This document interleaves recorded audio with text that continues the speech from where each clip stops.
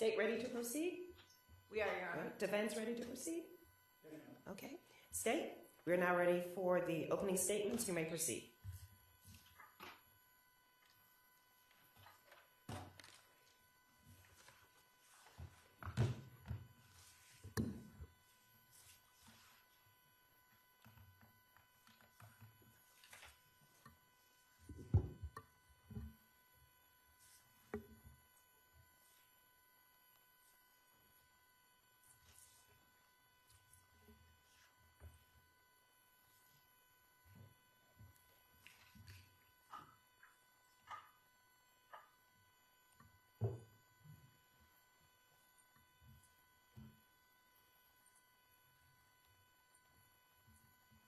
September 5th, 2021. A momentous day in this young couple's life. They did something on this day that most young relationships can't do these days. Justin and Amber Hicks bought their dream home. And on this day, they moved into that home at 5059 Robina Drive here in Cobb County. They bought this home just days after their son Jacob's birthday. But 73 days later, 73 short days in their achievement of this home, on November the 18th, 2021, a family's worst nightmare came true. I want to confirm that you guys have called them on their phones and they didn't answer. We've tried calling multiple times now. My brother's phone rings a few times if we're going to voicemail. My sister-in-law's phone immediately goes to voicemail. According to my mother, they've been off social media for about 12 hours now. Okay. The morning of November 18th shattered this family. November 18th, not only was this family shattered, but so was the back window of that house. And that is what they found. But we got to go back just a couple hours. November the 17th, 2021. On this day, it was a day just like every single other day for Justin, Amber, and Jacob. They had come home that night like any other day. Justin and Amber got Jacob ready for bed, got him fed, cleaned up the house, and put him down for the night. In this home that they are finally moved into and enjoying, Jacob and Amber are cuddling up on the couch. Jacob is upstairs sleeping in his bed. Amber watching the baby monitor to her side.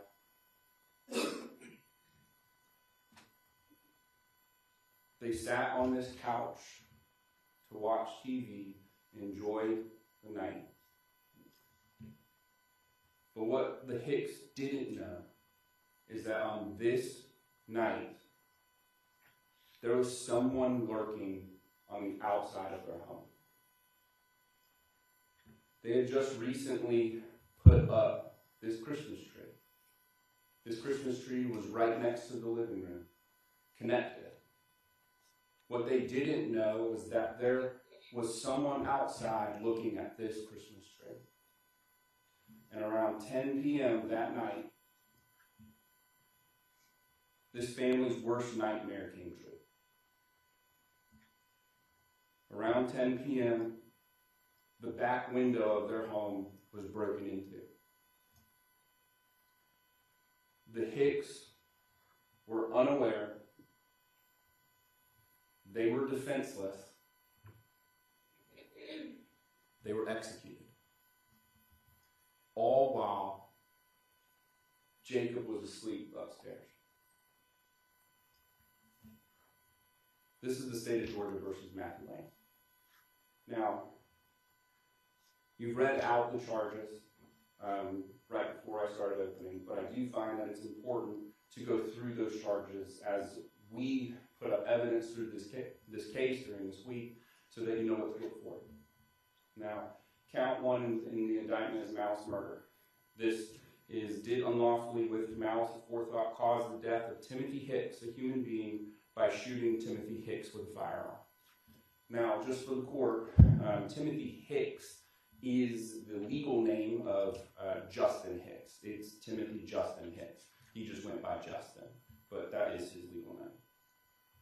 Count 2, malice murder, did unlawfully with malice aforethought cause the death of Amber Hicks, a human being, by shooting Amber Hicks with a firearm. Count 3, felony murder, while in the commission of a felony, to wit, home invasion, as set forth in count 7 of this indictment, did cause the death of Timothy Hicks, a human being, irrespective of malice. Count 4, while in the commission of a felony, to wit, home invasion, as set forth in count 7 of this indictment, did cause the death of Amber Hicks, a human being, irrespective of malice. Now, this is count 7, which those 2 prior counts are predicated upon, which is this home invasion, did unlawfully without authority and with the intent to commit forcible felonies therein, to wit, murder and aggravated assault, while in possession of a firearm, to wit, a handgun, a deadly weapon, enter the dwelling house of another, to wit, the Hicks residence located at 5059 Verbena Drive, Northwest, Ackworth, Georgia, while it was occupied by Timothy Hicks, Amber Hicks, and Jacob Hicks, persons with authority to be present therein. Now, jumping back to count 5, this is another felony murder count. While in the commission of a felony, to wit, aggravated assault, as set forth in count 8 of this indictment, did cause the death of Timothy Hicks, a human being, irrespective of malice. Then count 8, in which that is predicated upon, aggravated assault, did make an assault upon the person of Timothy Hicks with a firearm, a deadly weapon, to wit, a handgun. Count 6, felony murder, while in the commission of a felony, to wit, aggravated assault, as set forth in count 9 of this indictment, did cause the death of Amber Hicks, a human being, irrespective of malice. Then the predicated count of count 9, aggravated assault, did make an assault upon the person of Amber Hicks with a firearm, a deadly weapon, to wit, a handgun. Count 10, possession of a firearm during the commission of a felony, did unlawfully have on and within arm's reach of his person a firearm, to wit, a handgun, during the commission of murder, home invasion, and aggravated assault, felony crimes involving the person of Timothy Hicks. Count 11, possession of a firearm during the commission of a felony, did unlawfully have on and within arm's reach of his person a firearm, to wit, a handgun, during the commission of murder, home invasion, and aggravated assault, felony crimes involving the person of Amber Hicks. Count 12, cruelty to children in the 2nd degree, did with criminal negligence cause Jacob Hicks, a child under the age of 18 years old, cruel and excessive physical and mental pain by leaving Jacob Hicks' parents deceased in the home with said child, resulting in the 2-year-old child being alone and unsupervised for approximately 12 hours, during which Jacob Hicks was unable to feed himself, change his diaper, or get the attention of his parents, causing him excessive physical and mental pain. Count 13, tampering with evidence, did knowingly conceal physical evidence, to wit, shell casings, said evidence involving the prosecution of the offenses of murder, home invasion, and aggravated assault, with the intent to prevent the apprehension of and obstruct the prosecution of said accused. To wit, said accused did remove shell casings from the murder scene so as to avoid apprehension and otherwise obstruct the prosecution of himself. Now that's the counts in this indictment that we are moving forward through this trial, and those are the elements that the court is defined. But I do find that it would be helpful that we kind of put in front of the court a roadmap of who we're going to hear from, what we're going to hear about, and so forth. So I'd like to introduce you to the parties. This is the Hicks. This is Justin, Amber, and Jacob. To the left, we have Justin Hicks. As I previously stated, Justin's full legal name is Timothy Justin Hicks, but he went by Justin. Throughout this trial, we'll be referring to him as Justin. He was 31 years old at the time of his death, and he was married to Amber Hicks. He had one son, Jacob Hicks, and he was a Cherokee County firefighter. Then here on the right, we have Amber Hicks. She was 31 years old at the time of her death. She was married to Justin Hicks. She had one son, Jacob, and she was an audiology assistant. And then we have Jacob Hicks. He was 2 years old at the time of his murder. He's 6 now. He was home at the time of the murder. He was alone. Within several hours of their deceased bodies were within that home. And you're going to hear evidence that Jacob tried to cuddle with his parents as they lay deceased on that couch. You will hear and see evidence that Jacob tried to play with his parents with toys, as you will see toys on Jacob, or Justin. During that time, you will hear that Jacob had no ability to get their attention of anyone. He had no ability to get food or water or change his diaper. As I previously stated, the Hicks moved into 5059 Rabina Drive on September 5th, 2021. For the court, I have a visual of a map, which the location of these homes is very important. Now, the Hicks residence is located here on Menandra Way and Verbena Drive, the corner there circled in yellow. Now the defendant, Matthew Lanz, he was 22 years old at the time of his murder. He's now 26. Throughout this trial, you will hear about his family, and you will hear interviews of several of his family members. His father is Scott Lanz. His mother is Teresa Lanz. You will hear about his older brother, Austin, and you will also hear that he is deceased. You will also hear that he has 2 additional sisters. The defendant grew up at this home at 600 Delphinium Boulevard, where he lived with his parents and all of his siblings. Now, back to the map where we've already indicated where the Hicks residence is. Here on this map, you can see the defendant's residence is right behind the Hicks residence. It's important for the court to know that the backs of these houses are actually facing each other. So if you would walk out the back door of the Hicks residence, you would be looking at the back door of the defendant's residence. You're also going to hear that the defendant was a University of Georgia student. He had an apartment up there. It was located at 435 North Church Street, apartment 4, Athens, Georgia. You are also going to hear that the defendant drives a 2008 black Lexus GS 350. Now, having that little understanding as to these parties, I'm going to go through the timeline as to the events that you are going to hear about. So we're going to go to November 17th, 2021. You're going to see numerous surveillance videos throughout this trial of surrounding residents. Here at 7:09, you will see surveillance video of the last known footage of Justin, Amber, and Jacob. This is the last known footage of Amber and Justin being alive, and that's at 7:09 p.m. You're going to hear that the defendant gave an interview in this case, and you will hear that the defendant admits to driving from his Athens apartment to his 600 Delphinium home, the Lanz family home, that night. And just for a quick reminder, that is right behind the Hicks residence. Now, you're going to see some additional surveillance video footage of surrounding residents of the Lanz and Hicks residence. You are going to see that at 9:20 p.m. on November the 17th, 2021, the defendant drives his black Lexus towards the direction of his home.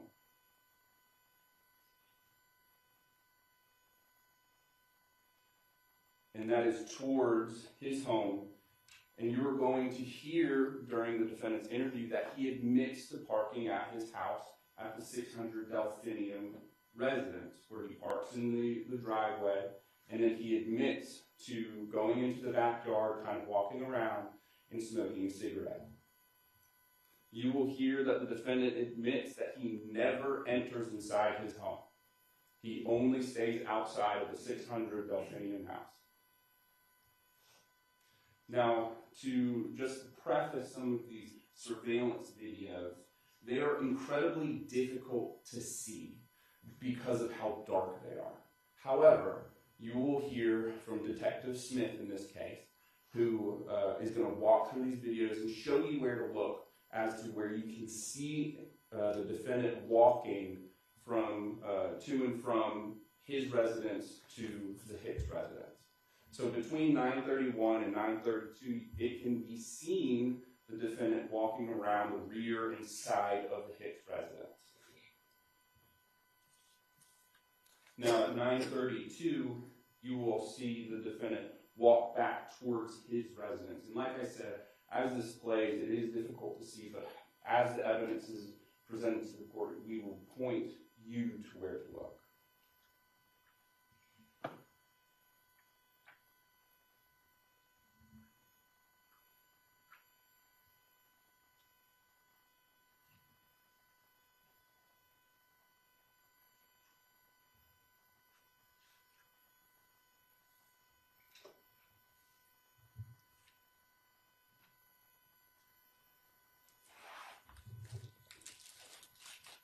Now, between the times of 9:43 p.m. and 9:44 p.m., you will actually see the defendant again walking the property line.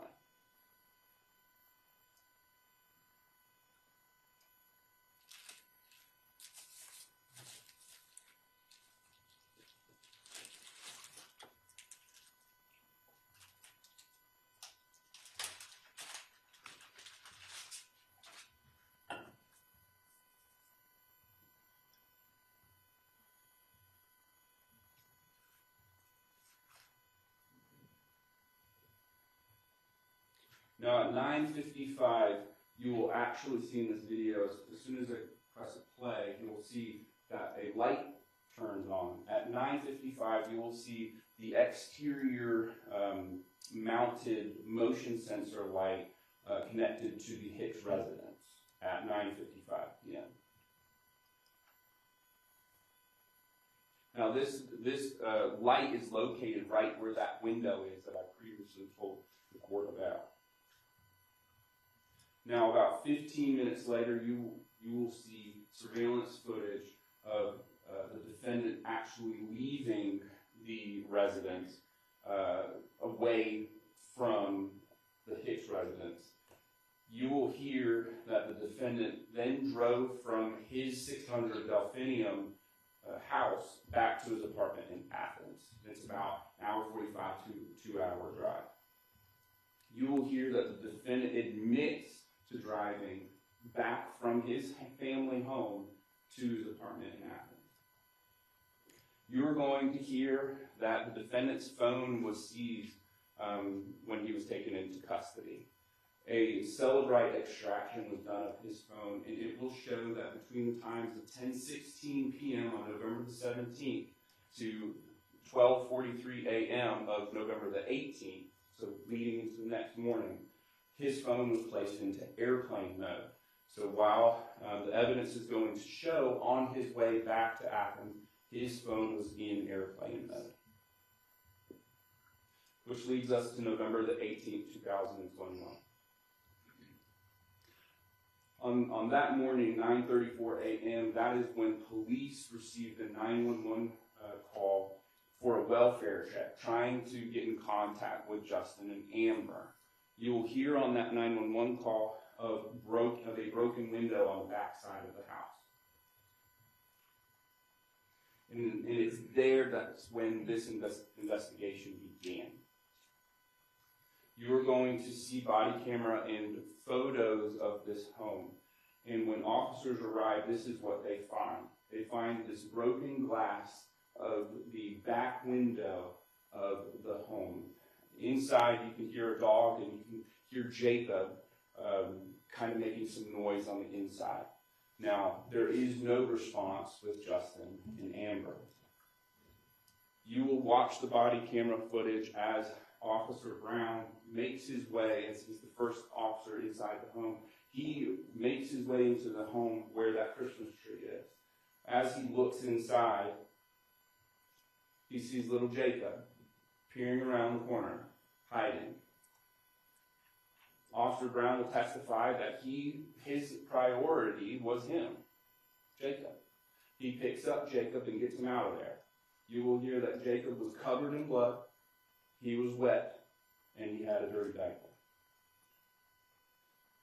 It's here in the living room, officers find both Justin and Amber deceased here in the living room. You can see that Christmas tree just right behind them. Crime scene was able to find and locate 3 9mm casings and 2 projectiles. You will hear about more projectiles, and as you hear from the medical examiner, but on scene, that is what's found. You're going to hear that there was 5 gunshot wounds to Justin and Amber, where those gunshot wounds were the cause and manner of death for both Justin and Amber. Shortly thereafter, the 911 call and the investigation began. As investigations take hold, officers and cars are all around this location of the Verbena house, the Hicks household. Around 12 p.m., Teresa Lanz, the defendant's mother, finds out about this murder. Teresa Lanz then goes from the 600 Delphinium house up to the defendant's apartment up in Athens.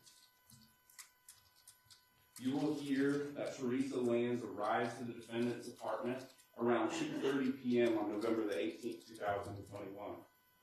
You will hear that she found the defendant sleeping at 2:30 in the afternoon and would pound on the door and try to get his attention. When the defendant would then come to his mother at the front door, he was in possession of a firearm. You're going to hear from Scott Lanz in an interview that shortly after Teresa Lanz got to the apartment up in Athens, he would then arrive. He also found the defendant having a firearm. You're going to hear that Teresa and Scott took that firearm from the defendant and a .40 caliber magazine. They would then leave the defendant at his apartment and drive back to the 600 Delphinium house. You are going to hear that the defendant admits that his parents came to his apartment in Athens and that they took his gun from him. Shortly after that, on November the 18th, later that night, officers are actually executing a search warrant of the Lanz household. That is where Teresa and Scott are at the house, and you will hear that Scott tells police, "I took a gun from the defendant and I placed it inside of the house. It's located in a sports coat pocket upstairs in a closet." Officers would then search the house where they would find a Zev OZ 9mm pistol in the upstairs closet in a sport coat jacket. You are going to hear about a DNA examination of that Zev OZ 9mm pistol. You're going to hear from forensic biologist Ted Bill with the ATF that he conducted a DNA comparison of swabs of the pistol to that of the defendant. You are going to hear that the DNA profile of the swabs of the pistol are consistent to that of the defendant. You are also going to hear that there was a firearm examination done of this firearm. And you are going to hear from firearm tool mark examiner Vanna Kelly with the ATF, where she was sent the 3 casings that were found on scene, and then conducted test fires of the ZEV OZ 9mm that was sent to her, and compared those 3 casings to the test fires that came from that ZEV OZ 9mm. You are going to hear that the casings that are found on the scene were fired by this ZEV OZ 9mm pistol.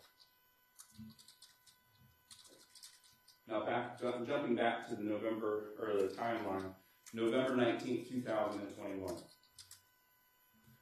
You are going to hear around 9 a.m., 90 Cameron Glen Drive in Sandy Springs, Georgia.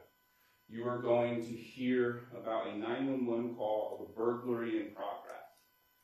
You are going to hear that Sandy Springs police officers arrive to that residence and they find the defendant inside the home, upstairs in this home. You are going to hear that the officers enter that home and command the defendant to come down from the upstairs. You are going to watch the body camera footage of this interaction with the defendant. After several minutes of commanding him to come down, the defendant would make his way down the staircase, dressed fully in camouflage, several layers with a mask and a fishing hat. You will then watch as the defendant, as soon as he hits that bottom step, attacks one of the officers there.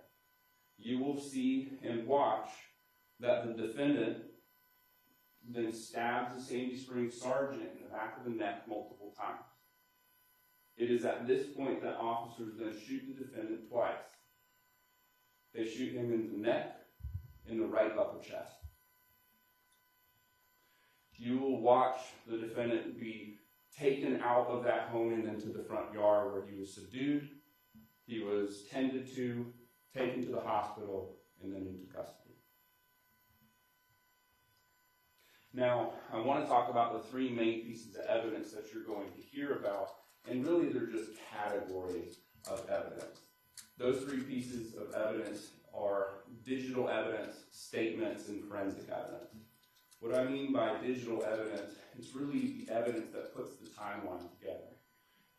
The surrounding surveillance videos of homes surrounding the Hicks and the Lanz residence that show the defendant's arrival, the departure, and then in addition to the defendant's phone extraction being placed in the airplane mode.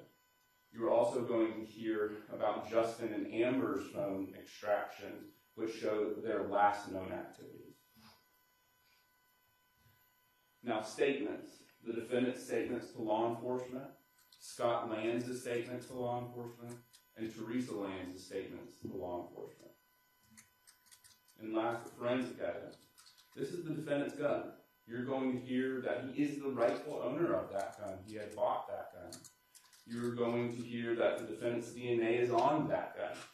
And the casings that are recovered on scene were fired from that gun. Now, some expectations as we move through this week. There's no video of the murder itself. There was no video on the living room of where this murder occurred. But with the surveillance videos and the circumstantial evidence, we were able to provide that timeline to the court.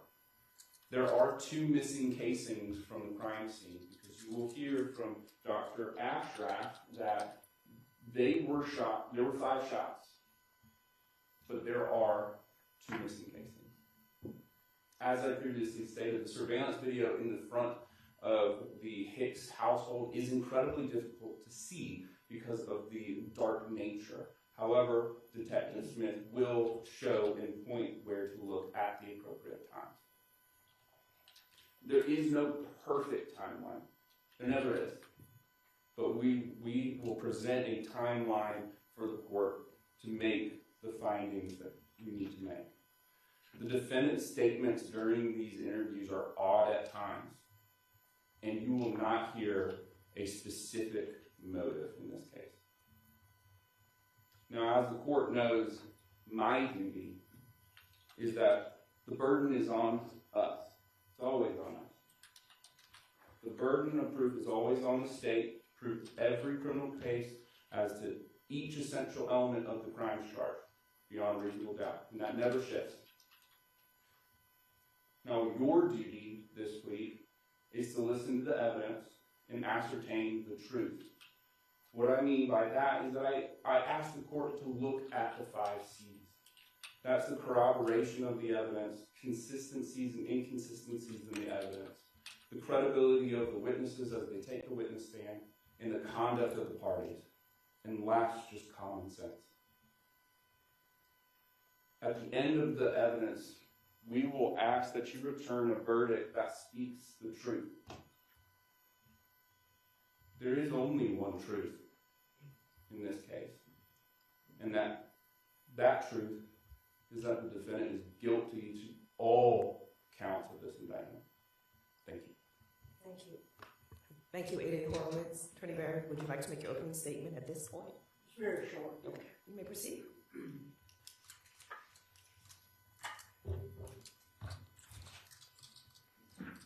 The object of all legal investigation, obviously, is to seek the truth. This is a very emotional case, very difficult case, as the court pointed out earlier. As the court already knows from your experience, the state has the duty and responsibility of proving the case beyond a reasonable doubt. And of course, what they say in opening is just what they allege the evidence to be. We'll have an opportunity to test that evidence and talk about it. Matthew believes that he has been set up by either FBI, CIA, or some government agency. I think you'll hear some information about that through the statements. The court will have the ability to listen to those and evaluate those. We believe that, and certainly are confident that the court, after you hear all the evidence in the case, will be able to make an enlightened and fair judgment as to the guilt of Matthew. We'll have an opportunity to come back before the court and talk about what the state's case has proven or not proven. Thank you. Thank you, Attorney Barry. State, you may call your first witness.